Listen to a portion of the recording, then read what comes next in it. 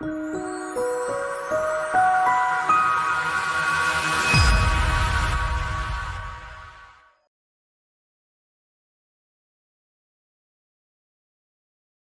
Students, कैसे? बढ़िया, first class. Yes sir, आज हम लोग अपना एक नया चैप्टर स्टार्ट करने वाले हैं और चैप्टर का नाम है appeal and revision. Appeal and revision ये दो अलग अलग बातें हैं। अगर आप डिपार्टमेंट के किसी डिपार्टमेंट है मींस इनकम टैक्स डिपार्टमेंट के किसी ऑर्डर के साथ एग्री नहीं करते हैं। अब एग्री कौन नहीं करेगा? चाहे वो एसएससी एग्री ना करे, चाहे इनकम टैक्स डिपार्टमेंट खुद एग्री ना करे डिपार्टमेंट के डिसीजन पर। जैसे मान लेते हैं सीआईटी अपील ने कोई ऑर्डर दिया, चलिए असेसिंग ऑफिसर ने कोई ऑर्डर दिया। अब असेसिंग ऑफिसर जब भी कोई ऑर्डर पास करेगा तो बट ऑब्वियस से उससे जो दुख पहुंचेगा वो सबसे पहले एग्रीव्ड पार्टी जो होगी, दैट इज योर एसएससी। अब एसएससी आगे केस को ले जाएगी और जब केस आगे जाएगा तो फिर एक नया डिसीजन हो सकता है आए, जो अपर अथॉरिटी है उस डिसीजन को पलट दे और एसएससी के फेवर में दे दे। अब अगर डिसीजन एसएससी के फेवर में आता है तो उस केस में दुखी होने वाला डिपार्टमेंट भी हो सकता है सीआईटी अपील, यानी असेसिंग ऑफिसर। असेसिंग ऑफिसर के अगेंस्ट में हम गए सीआईटी अपील। अब सीआईटी अपील जो ऑर्डर पास करेगा उससे या तो दुखी होगा असेसिंग ऑफिसर या उससे दुखी होगा आपका एसएससी। अब दोनों के पास पावर है कि आप आगे अपील फाइल कर सकते हैं। Is it clear? मींस कहने का मतलब ये कि इनकम टैक्स के किसी भी ऑर्डर के अगेंस्ट एग्रीव्ड पार्टी, यानी कि जो पीड़ित पक्षकार है, दुखी पक्षकार है, या वो पार्टी जो एग्री नहीं करती डिसीजन से, वो अपील फाइल कर सकती है अपर अथॉरिटी के पास। और यहां पर 4 tier, they are 4 tier to file a appeal. आपके पास 4 रास्ते हैं अपील फाइल करने के लिए इनकम टैक्स एक्ट में। तो कहा गया टीयर 1 में, यानी कि असेसिंग ऑफिसर ने जो डिसीजन दिया उससे दुखी होकर के एसएससी आगे जा सकता है, उससे दुखी होकर के एसएससी आगे जा सकता है सीआईटी अपील के पास, अपील फाइल कर सकता है। सीआईटी अपील के पास अपील फाइल कर सकता है। आई am not talking anything about your revision topic. Revision means revision वो वाला नहीं, रिवीजन का मतलब ये वाला टॉपिक। मैं इसके बारे में आपको बिल्कुल नहीं बता रहा क्योंकि सेक्शन 263 264 हम लोग आगे देखेंगे और यहां सीआईटी होता है, सीआईटी अपील नहीं होता। यहां की बात कर रहा हूं मैं रिवीजन की, तो फिलहाल उसको अभी थोड़ी देर के लिए स्किप करते हैं। मैंने आपसे बोला अपील के, ये अपीलेट रेमेडीज की मैं बात करूं, अपील की बात करूं तो 4 टियर्स हैं। टियर 1 में first appeal, second appeal, third appeal and fourth appeal, यानी फाइनल अपील। ये 4 आपको रास्ते दिए गए हैं अपील फाइल करने के लिए। सबसे पहले आप असेसिंग ऑफिसर से दुखी होते हैं और एसएससी जो एग्रीव्ड पार्टी है वो अपील फाइल करती है सीआईटी अपील के पास। किसके पास? सीआईटी अपील के पास। किसके पास? सीआईटी अपील के पास। और इस पर जो सेक्शंस एप्लीकेबल होंगे वो होंगे 246 ए, जिसपे हम लोग देखेंगे अपीलेबल ऑर्डर्स क्या हैं, और सेक्शन 251 तक, जिसमें 250 में अमेंडमेंट आया है, प्रोविजन फॉर ई असेसमेंट। ठीक है, देखेंगे क्या है। तो फिलहाल ई असेसमेंट से रिलेटेड हम लोग बिल्कुल डिफरेंट चैप्टर मेंटेन करेंगे, बिल्कुल डिफरेंट चैप्टर बनाएंगे और उसमें हम लोग फेसलेस असेसमेंट के बारे में बात करेंगे। तो आगे आते हैं, यहां पर हम लोग को सेक्शन 246 ए टू सेक्शन 251 तक के बारे में डिस्कस किया गया है। इसके आगे अब अगर सीआईटी अपील ने जो ऑर्डर पास किया, अगर मैं आपको ये बोलूं कि एओ ने ऑर्डर पास किया और एओ के ऑर्डर से जो दुखी है वो है एसएससी। अच्छा, एसएससी ने अपील फाइल की सीआईटी अपील के पास, क्यों? क्योंकि वो एओ से दुखी था। क्लियर? सीआईटी अपील ने ऑर्डर पास किया, अब हो सकता है वो एसएससी के अगेंस्ट हो।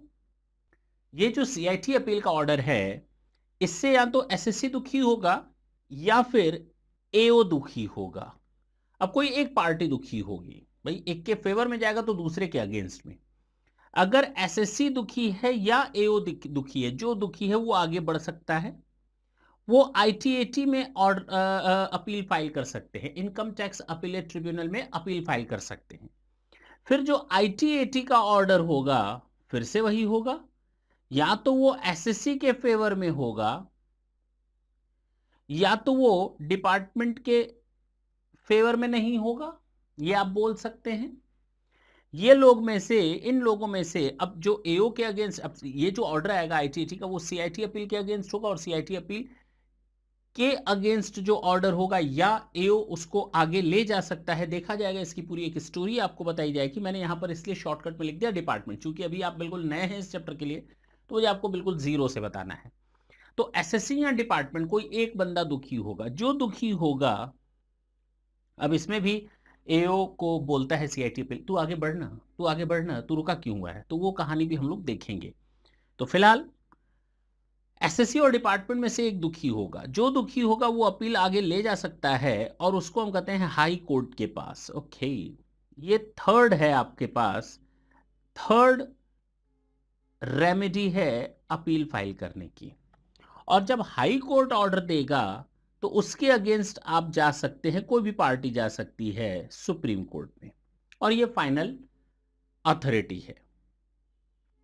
ठीक है ना। देखिए, फर्स्ट अपील हमने सीआईटी अपील के पास की और एसएससी दुखी है। सेकंड अपील हमने आईटीएटी में की, अब इसमें एसएससी भी दुखी हो सकता है, और मैंने यहां पर लिखा है डिपार्टमेंट दुखी होना। इसे क्लियर कैसे क्यों देखा जाएगा।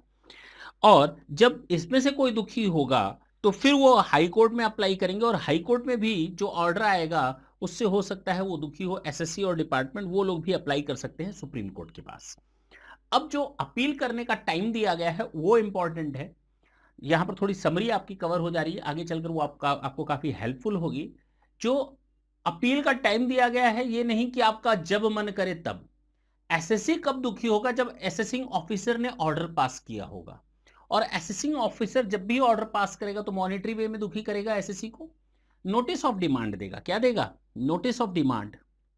तो नोटिस ऑफ डिमांड के मिलने के, एसएससी को क्या मिला? Notice of demand. तो नोटिस ऑफ डिमांड के मिलने के, वर्ड लिखा गया सर्विस नॉट इश्यू, तो नोटिस ऑफ डिमांड मिलने के 30 दिनों के अंदर, with in 30 days of service of notice of demand, ये अपील की जा सकती है सीआईटी अपील के यहां। एसएससी सीआईटी अपील के यहां अपील करेगा, और कहा गया कि ये फॉर्म नंबर 35 में अपील करेगा। इसमें अपील फाइल करेगा फॉर्म नंबर 35 में। जब सीआईटी अपील से दुखी होगा बंदा, चाहे वो एसएससी हो चाहे वो डिपार्टमेंट हो, चाहे वो एसएससी हो चाहे वो डिपार्टमेंट हो, उसको 60 डेज का टाइम दिया गया है। 60 डेज का टाइम दिया गया है, क्योंकि अब सीआईटी अपील जो भी ऑर्डर पास करेगा वो उसका कम्युनिकेशन करेगा, सीआईटी अपील कम्युनिकेशन करेगा एओ को और एसएससी को। अब दोनों में से जो दुखी हो, जब कम्युनिकेशन मिलता है, communication of order to the assessee और सीआईटी, तो जब वो कम्युनिकेशन मिलने के 60 डेज के अंदर अंदर अपील फाइनल करनी होती है। कितने दिनों के अंदर? 60 डेज के अंदर अंदर अपील फाइनल करनी होती है। चलिए, ये भी ठीक समझ में आ गया। और इसमें जो फॉर्म यूज होगा, फॉर्म नंबर 36 यूज किया जाएगा। सीआईटी अपील के यहाँ फॉर्म नंबर 35, आईटीएटी में form number 36 appeal form fill up किया जाएगा। इसके साथ क्या क्या अटैचमेंट होते हैं कुछ देर बाद देखेंगे। अच्छा, जब हाई कोर्ट में जाता है अपील का केस, तो उसमें एसएससी और डिपार्टमेंट दोनों में से कोई भी जा सकता है जी। लेकिन यहां पर 30 दिन और 60 दिन का नहीं, 30 एंड 60 का नहीं, बल्कि 120 डेज का एक टाइम गैप रखा गया है कि आप जब रिसीट ऑफ ऑर्डर करते हैं आईटीएटी का, उसके 120 डेज के अंदर अंदर आप अपील फाइल कर दीजिए। पहले क्या था, नोटिस ऑफ डिमांड के 30 डेज के अंदर आप अपील फाइल कर दीजिए, लेकिन जब से आईटीएटी आया, वहां पर जब ऑर्डर भेजा जाता है, कम्युनिकेट किया जाता है लोअर अथॉरिटी के पास और एसएससी के पास, उस दिन से 60 डेज और उस दिन से 120 डेज बोला गया। इन द सेम वे लास्ट में कहा गया 90 डेज के अंदर अंदर जब ऑर्डर रिसीव हुआ है हाई कोर्ट का, तो कम्युनिकेशन इंपॉर्टेंट हो जाता है। यहां पर केवल पहले वाले में नोटिस ऑफ डिमांड था, क्योंकि एसएससी के पास जाना था, और बाकी सारे केस में एसएससी और डिपार्टमेंट दोनों के पास जाना था ऑर्डर की कॉपी। जब दोनों के पास ऑर्डर कॉपी जानी है, तो जब कम्युनिकेशन जो अब अपील फाइल करना चाहता है, उस कम्युनिकेशन की कॉपी या ऑर्डर की कॉपी मिलने के 60 डेज, 120 डेज एंड 90 डेज के अंदर अंदर वो लोग अपील फाइल कर सकते हैं। अच्छा, इसके लिए बोला गया जो अटैचमेंट होगा किस फॉर्म में अपील करेंगे, उसके लिए पूरा जब हाई कोर्ट और सुप्रीम कोर्ट जाएंगे तो वहां पर as per code of civil procedure act 1908 में चले जाएंगे, उसके हिसाब से आपको अपील फाइल करनी पड़ेगी, रिट पिटीशन देना पड़ेगा या एसएलपी फाइल करनी पड़ेगी। चलिए, जो भी है बाद में देखा जाएगा। Time limit to dispose of appeal, time limit to dispose of appeal, ये टाइम लिमिट दिया गया है। शुरू में देखा जाए तो काफी समय बाद ये आया, पहले ऐसा कोई टाइम लिमिट नहीं था, लेकिन बाद में इसको एक लिमिटेशन दी गई, भैया आपको अपना काम इतने दिनों के अंदर करना है। If possible, if possible, if possible, यानी अब सामने वाले के ऊपर एक टाइम गैप का, एक टाइम की लिमिटेशंस का एक स्टिकर लगा दिया गया, स्टिक कर दिया गया, भैया आपको अगर पॉसिबल हो सके तो इस दिन इतने दिनों के अंदर आप अपना डिसीजन दे दीजिए। जब सीआईटी अपील के पास बात करते हैं तो वहां पर कहा गया with in 1 year from the end of the financial in which the appeal was filed. ये सारी चीजें आगे देखेंगे, ये पूरी एक समरी आपको बना रहा हूं। अगर कोई डिपार्टमेंट में सीआईटी अपील के पास जाता है, अपीलेबल ऑर्डर के पास अगेंस्ट जाता है सीआईटी अपील के पास, जो असेसिंग ऑर्डर ने पास, असेसिंग ऑफिसर ने पास किया है, within 30 days from the date of demand of notice, उसको अपील फाइल करनी होती है फॉर्म नंबर 35 में, और सीआईटी अपील को अपना ऑर्डर फाइनल करना होता है with in 1 year, if possible with in 1 year from the end of the financial in which the appeal was filed. Okay, in the same way ITAT के पास अगर order appeal हुई है ITAT के पास, तो वहां पर फॉर्म नंबर 36 के साथ जा सकते हैं, फॉर्म नंबर 36 के साथ जा सकते हैं। वहां पर जो टाइम लिमिट दी गई है with in 4 year from the end of the financial year in which the appeal was filed, ठीक है। जबकि बाकी कोर्ट के केस में ऐसा नहीं, भैया कोर्ट अपने हिसाब से डिसाइड करेगी, they are not the part of the income tax department, even the ITAT is not the part of the income tax department, but yes the time limitation has been given to them also. इस time limit का क्या करेंगे देखेंगे, लेकिन ये समझ में आया सीआईटी अपील के पास एक एसएससी जा रहा है, 30 दिनों के अंदर जाएगा नोटिस ऑफ डिमांड के, फॉर्म नंबर 35 फिल करेगा, और CIT department CIT appeal with in 1 year from the end of the financial year in which the appeal was filed, उसके समय के अंदर अंदर डिस्पोज ऑफ कर दिया जाएगा अपील को। आईटीएटी में जाता है, सेकंड अपील होती है। आईटीएटी के पास जब जाते हैं तो वहां फॉर्म नंबर 36 भर करके आप आगे फाइल अपील करेंगे, अपील को फाइल करेंगे, फॉर्म नंबर 36। लेकिन कब तक करना पड़ेगा, पहले में 30 डेज था, यहां पर 90 डेज आ जाएगा, यहां पर 90 डेज आएगा, नहीं सर 60 डेज आएगा, हाँ 60 डेज आएगा, 30 डेज उसके बाद 60 डेज था, तो 60 डेज के अंदर from the date of communication of the order आपको अपील फाइल करनी रहेगी, और वहां फॉर्म नंबर 36 भरना पड़ेगा। अब वहां पर टाइम लिमिट जो दी गई है 4 साल दी गई है। अब बात करते हैं हाई कोर्ट, तो code of civil procedure act के हिसाब से फाइल की जाती है, वहां पर ऐसा कोई फॉर्म नंबर नहीं है, रिट पिटीशन दाखिल करनी पड़ती है, और सुप्रीम कोर्ट में एसएलपी दाखिल करनी पड़ती है, स्पेशल लीव पिटीशन जिसको कहा जाता है। अगर मैं बात करूं हाई कोर्ट की, तो हाई कोर्ट में code of civil procedure act के हिसाब से अपील फाइल होगी। हाँ, कितने दिनों के अंदर, sir 120 days, within 120 days from the date of communication of the order of ITAT, और कहा गया उसको निपटाना भी उसी के हिसाब से चलते हैं। इसी तरह अगर हाई सुप्रीम कोर्ट की बात करें तो यहाँ 90 डेज की बात की गई है, ऑर्डर की कम्युनिकेशन होने के 90 डेज के अंदर अपील फाइल कर दी जानी चाहिए। फॉर्म नंबर नहीं बताया गया, और इसी तरह आपको, चूंकि हाई कोर्ट और सुप्रीम कोर्ट का केस है, तो code of civil procedure act के हिसाब से निपटाया जाएगा। लेकिन जो मैंने आपको कहा with in 30 days, 60 days, 120 days और 90 डेज, इतने दिनों के अंदर अपील कर दी जानी चाहिए थी। लेकिन अगर आपके पास सफिशिएंट और रीजनेबल कॉजेज और रीजंस हैं, तो ये टाइम बढ़ा दिया जाता है, ये टाइम बढ़ जाता है, और टाइम बढ़ा करके अगर आप इस बढ़े हुए टाइम में भी अपील दाखिल कर देते हैं तो उस डिले को कंडोन किया जाता है, कंडोन मतलब माफ किया जाता है। तो however condonation of delay can be granted on sufficient cause being shown by the appellant. तो जो भी अपील करना चाहे दे कैन फाइल अपील, और अगर उस टाइम लिमिट के बाद भी अपीलेंट अपील फाइल करता है, जो 30 डेज, 60 डेज, 120 डेज और 90 डेज दिया गया है, उसके बाद भी अगर अपील दाखिल करता है तो उसको एक्सेप्ट किया जा सकता है, बशर्ते अपीलेंट के पास सफिशिएंट कॉजेज या उसके रीजंस होने चाहिए। चलिए सर, जो सबसे इंपॉर्टेंट था, पहला ये कि जो हमारा सीआईटी अपील में जो सेक्शन लगता है दैट इज 246A टू 251 और 252 टू 255, 252 से 255, और इसके बाद 260A to 260B and 261 to 262, ये हमारे हाई कोर्ट और सुप्रीम कोर्ट के सेक्शंस हैं जो लगेंगे। अच्छा सर, एक बात बताइए, जो आपने बताया 246A, ये क्या है? This is the most important section, और एक बार अगर ये सेक्शन हो गया, ये जो मैं अब सेक्शन आपके सामने बोलने वाला हूं, ये सेक्शन एक बार हो गया और आपके दिमाग में सेट हो गया, तो मुझे नहीं लगता फिर अपील एंड रिवीजन में आपको कोई दिक्कत आने वाली है। और अभी तक मैंने आपको जितना भी स्टोरी पढ़ाया है, अगर वो आपके दिमाग में है समरी और कहीं ना कहीं वो क्लिक करेगा, then you can find your solution, means you will find that there is nothing to learn all about. आपको कुछ भी लर्न करने की जरूरत नहीं है, automatically you will find that there is a need to fill the gap, or you can say fill the blanks. क्या है? सबसे पहले असेसिंग ऑफिसर ऑर्डर देता है, कहता है भाई तू जा, तेरा मैंने असेसमेंट करना है, मैं चाहता हूं तू इनकम टैक्स डिपार्टमेंट को टैक्स दे, या तेरी इनकम टैक्सेबल है, ये असेसिंग ऑफिसर बोलता है।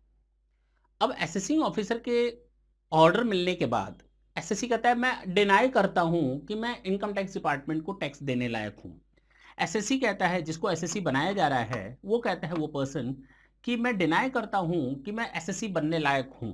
Okay, in the same way an order against the assessee where the assessee denies his liability to be assessed under this act, यानी उसको उसके ऊपर टैक्स लगाया जा रहा है, असेसिंग ऑफिसर ऑर्डर पास कर रहा है और एसएससी मना कर रहा है, डिनाई कर रहा है कि मुझे इस टैक्स या इस एक्ट के अंतर्गत टैक्स लायबिलिटी नहीं बनती मेरी।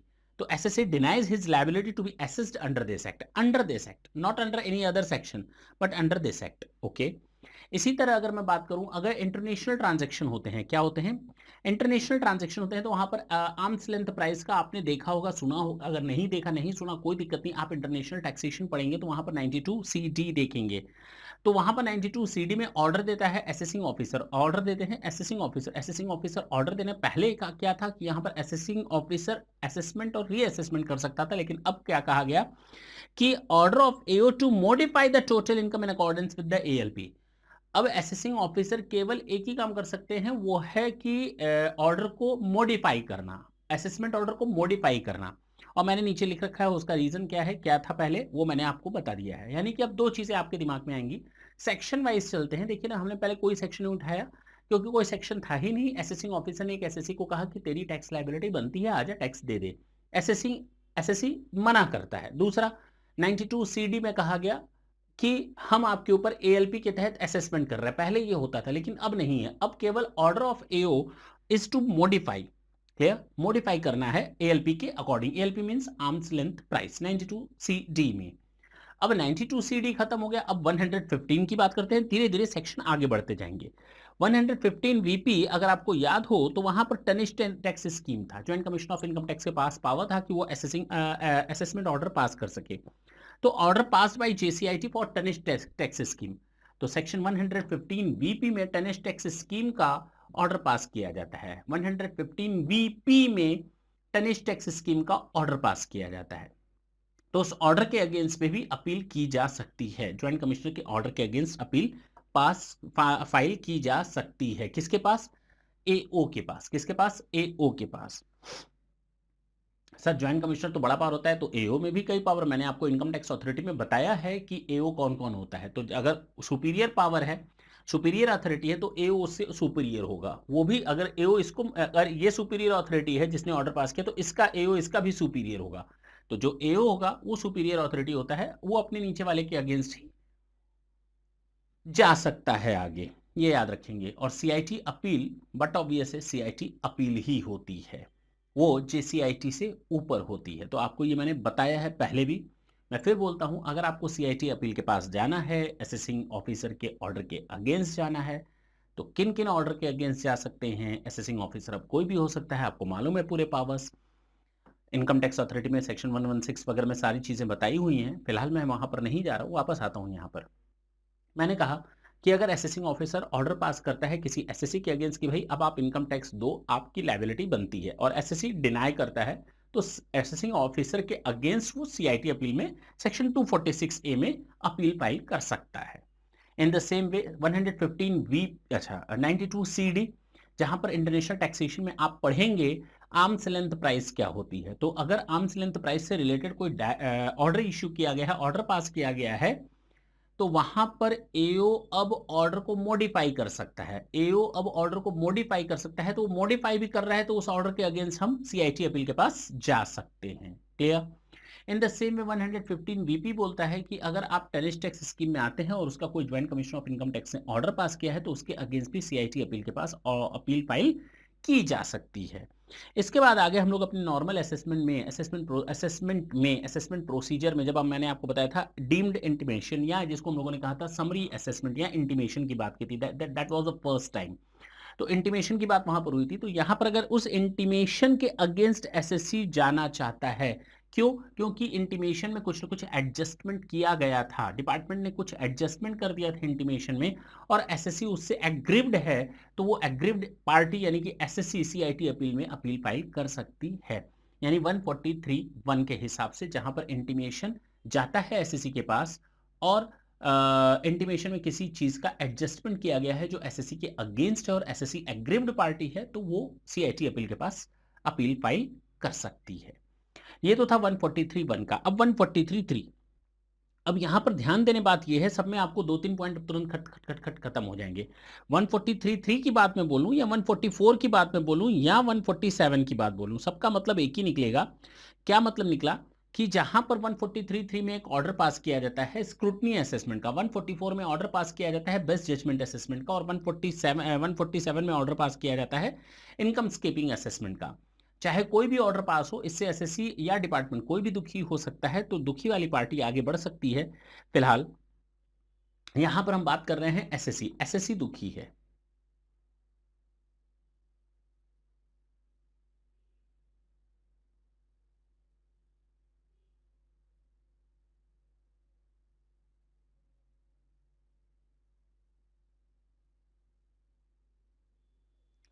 तो अब आपको इन तीनों केसेस में एक ही चीज याद रखनी है, चाहे वो 143(3) का केस हो, चाहे 144 का केस हो, चाहे 147 का केस हो, इन तीनों में आपको एक ही चीज याद रखनी है कि ऑर्डर अगर हो रहा है, चाहे वो रेगुलर यानी स्क्रूटनी असेसमेंट होता है, बेस्ट जजमेंट असेसमेंट होता है, चाहे इनकम स्केपिंग असेसमेंट होता है, तीनों केस में अगर ऑर्डर हो रहा है तो उस ऑर्डर के अगेंस्ट एसएससी आगे जा सकता है, सीआईटी अपील के पास अपील फाइल कर सकता है। ऑर्डर ऑर्डर तीनों में, लेकिन हाँ तीनों केस में। अच्छा, इसमें आप ये भी जोड़ सकते हैं section 153A order of search cases. तो आपको केवल सेक्शन याद रखना है, सेक्शन 143(1) इंटीमेशन वाला, उसके खिलाफ अगर उसमें कोई एडजस्टमेंट किया गया है। अब आते हैं असेसमेंट से रिलेटेड 143(3), 144, 147 एंड 153A, ये भी आप याद रखें। और तो और आगे मैं इसलिए नहीं बढ़ूंगा क्योंकि आएगा तो ऑर्डर ही, लेकिन चूंकि उसमें से ये वाली लाइनें गायब मिलेंगी। कौन सी वाली लाइनें गायब मिलेंगी? ये लाइनें आपको इन 4 जगहों पर मिल रही हैं। डीआरपी से रिलेटेड, डिस्प्यूट रेजोल्यूशन पैनल से रिलेटेड, ये देखिए ना, डिस्प्यूट रेजोल्यूशन पैनल है, उससे रिलेटेड ये चारों पॉइंट में है, चाहे वो 143(3) हो, चाहे 144 हो, चाहे 147 हो, चाहे 153A हो, सर्च असेसमेंट। तो इन सब में अगर असेसिंग ऑफिसर ने कोई ऑर्डर पास किया है और एसएससी उससे दुखी है, चाहे वो स्क्रूटनी असेसमेंट से रिलेटेड कोई ऑर्डर हो और एसएससी दुखी है, चाहे वो बेस्ट जजमेंट असेसमेंट से रिलेटेड कोई ऑर्डर हो और एसएससी दुखी है, और इनकम स्कीपिंग असेसमेंट से रिलेटेड 147 में कोई ऑर्डर है तो उससे एसएससी दुखी है, या 153A में सर्च असेसमेंट से रिलेटेड कोई ऑर्डर पास होता है और एसएससी उससे दुखी है, तो वो आगे सीआईटी अपील में अपील फाइल कर सकता है। लेकिन उन ऑर्डर्स के अगेंस्ट नहीं जा सकता जहां पर डीआरपी ने कोई ऑर्डर पास किया है, except order pass in pursuance of directions from the DRP dispute resolution panel. 144C अभी हम उसके बारे में नहीं जा रहे हैं, नहीं बता रहे, आपको मैंने पढ़ा दिया है। तो डीआरपी के अगेंस्ट नहीं जा सकता, नॉट डीआरसी, डीआरपी अगेंस्ट नहीं जा सकता। Is it clear? 143(3) में कोई ऑर्डर पास है स्क्रूटनी, उसके अगेंस्ट सीआईटी अपील में दाखिल की जा सकती है अपील। अगर एसएससी दुखी है 144 बेस्ट जजमेंट असेसमेंट से, तो एसएससी जा सकता है सीआईटी अपील के पास। अगर 147 में दुखी है इनकम स्केपिंग असेसमेंट में, तो सीआईटी अपील के पास एसएससी जा सकता है, अपील दाखिल कर सकता है फॉर्म नंबर 35 फिल करके।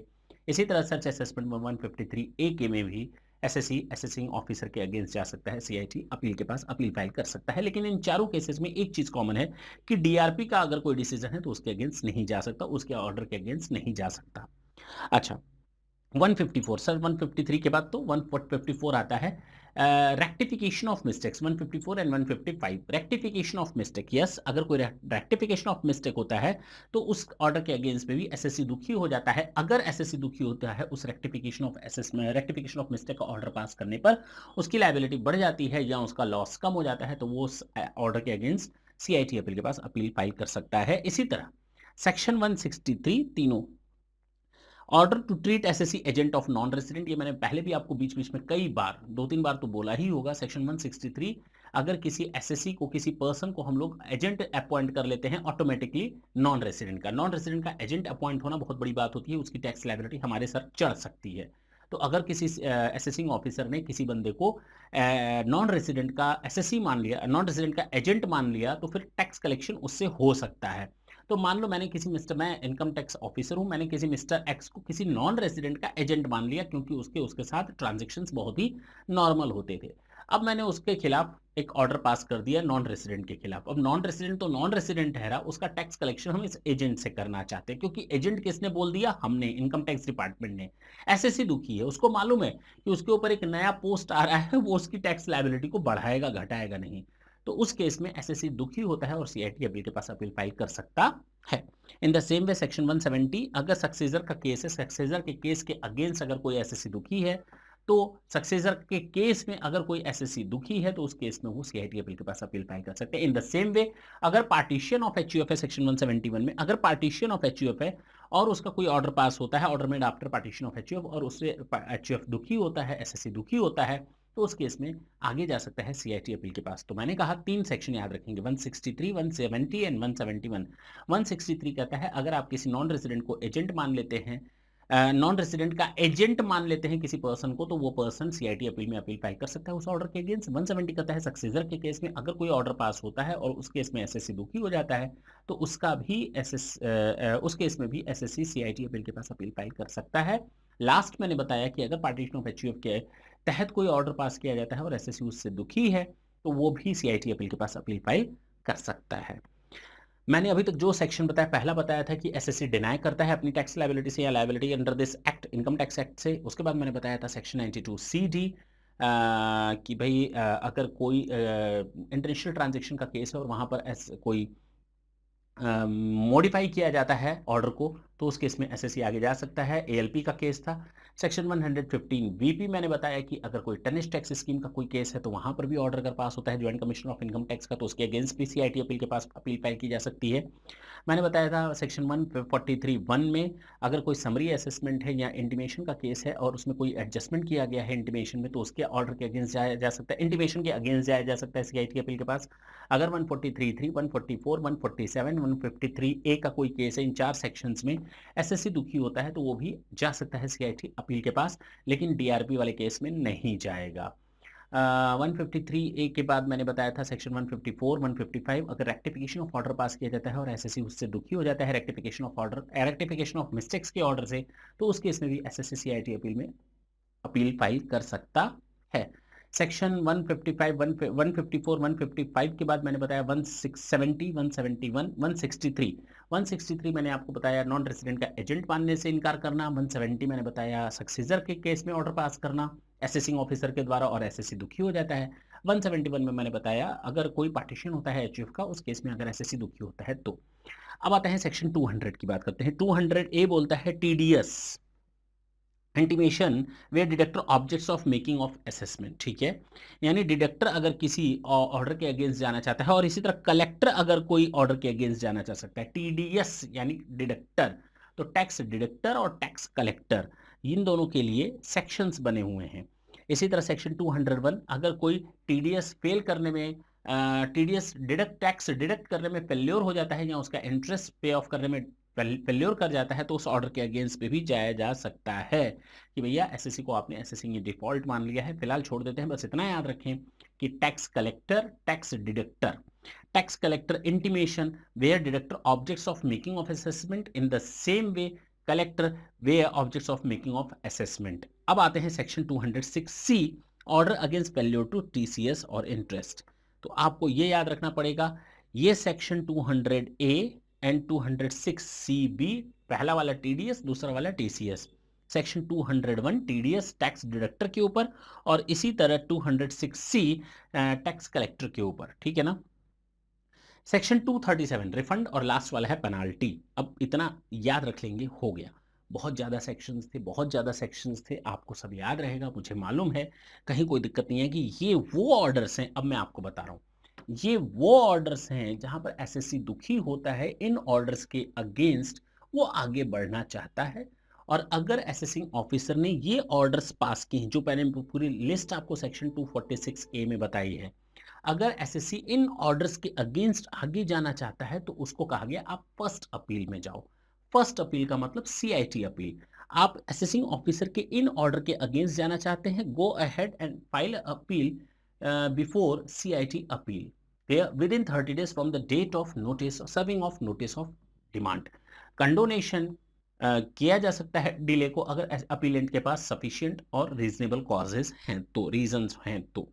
ये आपको याद रहेगा, बिल्कुल याद रहेगा। अगर इतनी चीज याद हो गई, जितना मैंने अभी तक आपको बताया, जितना भी मैंने आज की डेट में अभी तक जितना बताया, अगर इतनी चीजें दिमाग में हैं तो ये अब बस समझ लीजिए कि अब अपील एंड रिवीजन में ज्यादा टफनेस नहीं रही, बहुत आसानी के साथ स्टोरी की तरह खत्म होगा, टाइम नहीं लगने वाला। जितना टाइम लगना था हम लोगों ने उन चीज़ों पर दिया। मैंने क्या कहा, ये चीज़ें जितनी भी मैंने अब तक आपको बताई, यहाँ स्टार्टिंग से लेकर के अपीलेट रेमेडीज से लेकर के ये सीआईटी अपील के पास 246 ए के ऑर्डर सब आपको तैयार होना चाहिए। बस इतना तैयार हो तो अब आप देखिए सेक्शन 248 ये कहता है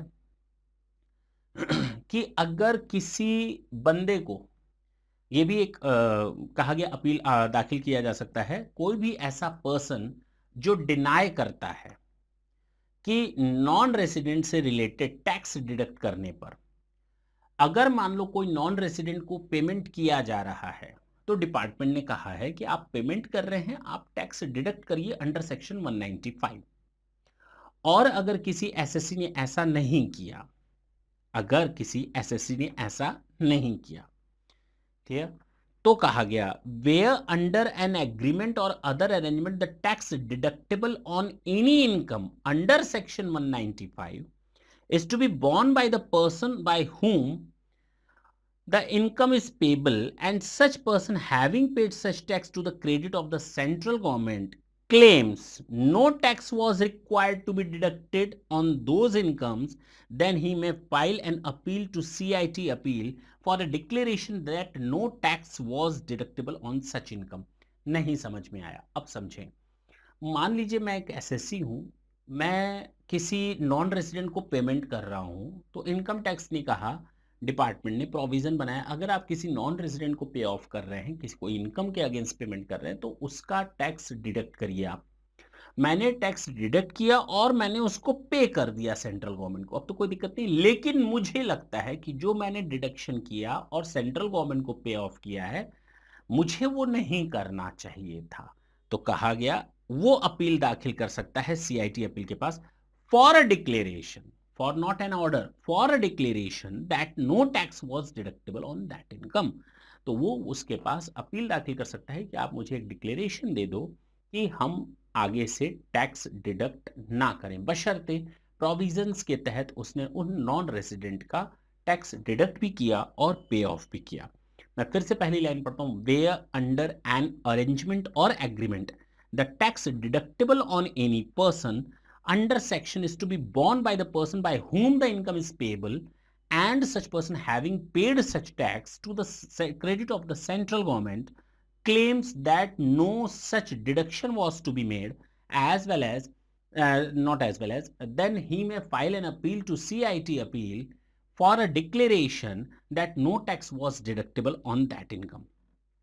Clear?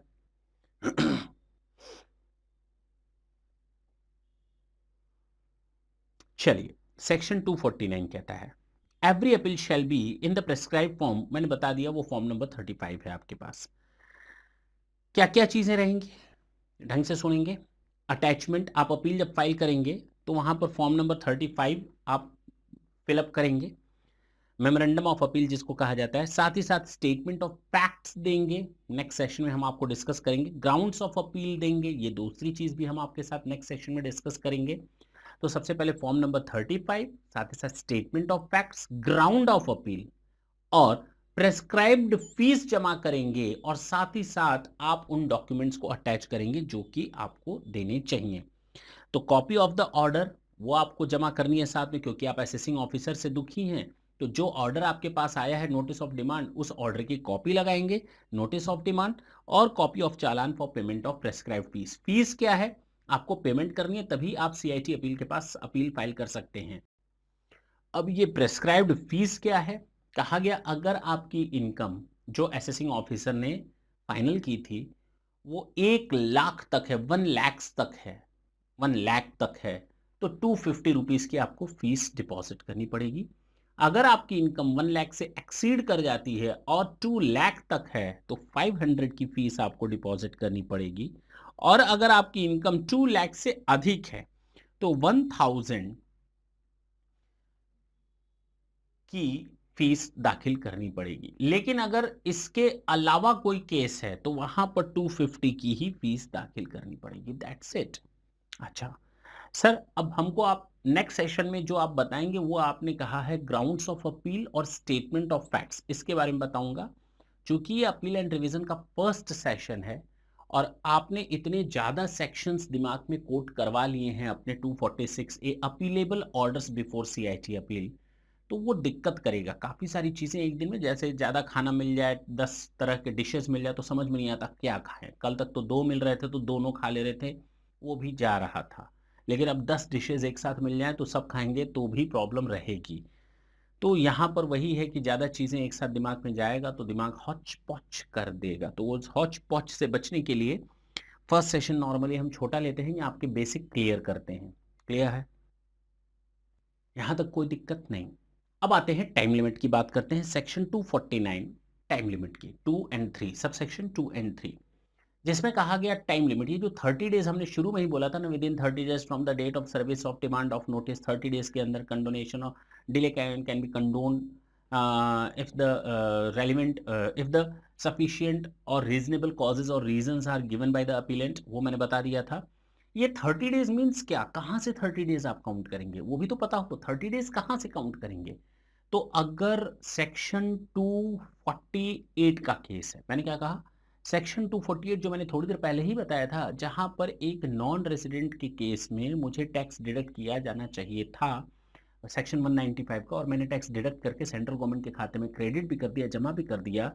तो मुझे वहां पर सीआईटी अपील के पास अपील फाइल करनी है कि भैया मुझे टैक्स नहीं डिडक्ट करना था ऐसी इनकम पर। अगर ऐसा कोई केस है, तो जिस दिन मैंने टैक्स पे किया ना, सेंट्रल गवर्नमेंट के खाते में क्रेडिट किया ना, वहां से 30 दिन काउंट करेंगे, क्योंकि मैं डिपॉजिट करने के बाद ही अपील फाइल कर सकता हूं।